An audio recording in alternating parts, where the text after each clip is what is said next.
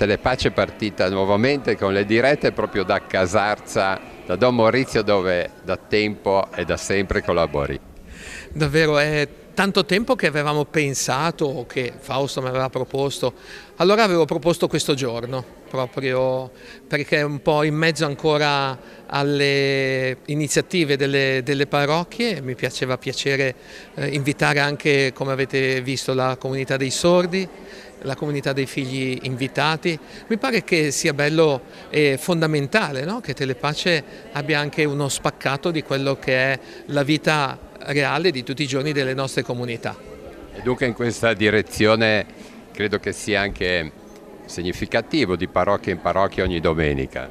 Sì, e assolutamente invito tutti i confratelli davvero a dare la propria disponibilità, perché quello che fa Telepace è un servizio davvero significativo.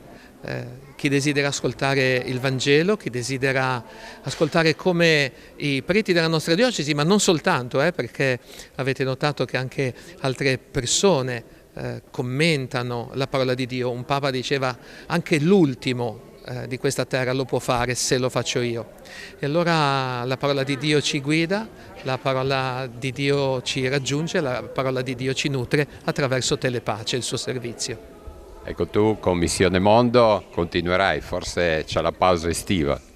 Sì, abbiamo forse l'ultima trasmissione che abbiamo chiamato Un anno di Missione Mondo, abbiamo cominciato così qualche tempo fa, la pausa estiva che però ripropone un po' tutti gli appuntamenti dell'anno, e poi ci si dà appuntamento per l'ottobre missionario tutti i mercoledì sera alle ore 21 e poi in replica, sapete voi, cercate voi. È davvero uno sguardo sul mondo molto molto apprezzato, io ne sono felice e contento.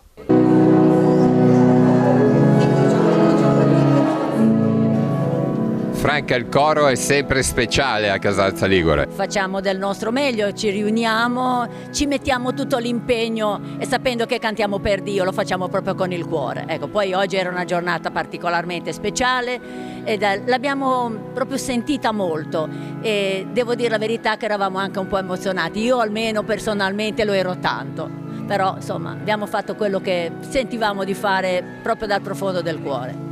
Sentiamo anche le note.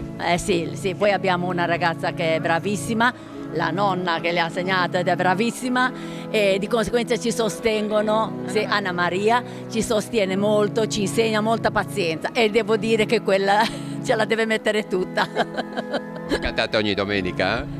No, cantiamo per le feste un pochino più importanti e diciamo noi facciamo le prove un giorno alla settimana. Abbiamo cantato per la festa delle comunioni, che è stata una giornata importante, adesso poi vedremo le prossime per Pasqua, per Natale, quelle diciamo un pochino più sentite anche dalla comunità, ecco.